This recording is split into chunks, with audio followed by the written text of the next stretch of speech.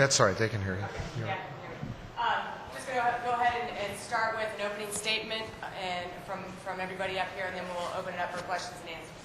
Yeah, why don't I just make an opening statement? You ask these guys what you want, and then we'll get going. I thought, for a fifth day of practice, we showed a lot of energy. Guys are committed to playing defense. I thought playing Canada, although we're deeper than they are and a little bit bigger, the fact that they've been together for a while, that was really good for us. And I thought their point guard did a great job against our pressure. So that was good to go against a veteran point guard, especially one who could shoot. But I like the effort we have on the defensive end of the court. And after the first 10 minutes, we just seemed, that's the first game we played, we just seemed like we were in sync. And we were passing the ball more, and we were playing much better defense the last three quarters. Any questions for any of us? Coach, you had Chris and Darren up to the side giving them instruction. How important is it going to be the point guard play for the leadership and the success of this team? Well, instead of just calling it point guard play, we just call it guard play. Because like when these two guys are in together, either one of them can bring the ball up and either one of them can pressure the ball. And they seem to like to play with one another. And you have, the intelligence of your team is at the highest level when you have two guys like them on the court at the same time.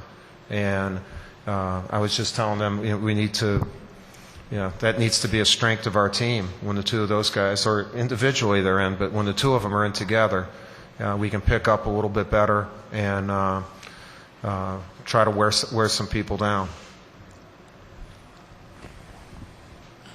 We had recent failures, and obviously in the Olympics. What are some of the things you guys are just really thinking about to make sure that you guys play to the best of your ability?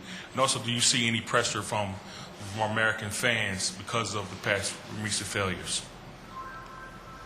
Well, I just think we put I'm not going to say pressure, but we have high expectations of ourselves, and a lot of that has to do with the 2004 Olympics.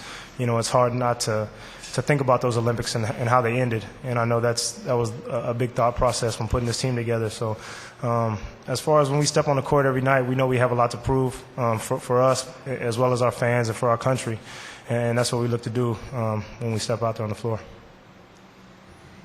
Yeah, and just like D. Will said, I think the thing that's special about this team is that it's been a 3-year commitment. So we feel like we have a lot invested in this. It's not just about this year. It's about what we did in the past and all the things that we've done to get to this point. And we're hungry. I think we have a team of guys who are just hungry and never satisfied. And Coach K told us best, I think the first day we met this year, is that he said it's not about the expectations, it's about the anticipation. And I think everybody right now is just so antsy to get on that plane, get over there to China, and we ready to go. Mike, you're going to face a lot of teams overseas that have, I guess for lack of a better phrase, excellent floppers. Have you had any conversations with your big men about being careful, about watching out for things that other teams might do? Well, actually, a point of emphasis, the FIBA officials who've been here for the last 5 days, 2 of them had the game today, and point of emphasis is kind of like what they're doing in the NBA. They're going to try to call flopping, and but we've gone through scenarios of a bad call or something we don't understand, and we need to respect that moment and not let it lead to another bad moment. And whether it's a flop or a bad call or whatever, that's just going to be part of the game. And the main thing we have to do is keep our poise when those things happen, so it doesn't lead to another mistake. Coach K, the defense in the second quarter, you guys, there were 11 turnovers by Canada. I think 9 of them were forced. Why was the defense so much better in the second quarter than it was in the first quarter? Well, it's the first. It was the first quarter we've played together. I think that had something to do with it. And the other thing is, we're still developing this team. We will until we, get to Beijing. Our training camp goes through Macau and Shanghai, and they just need to get to know each other a little bit better. Like, you don't do that even by going against a select team or yourselves. You got to do it in game situations, and the more the game went along, the more comfortable they became, and I expect that to continue to happen. We have good quickness, and we have a commitment to covering each other's back.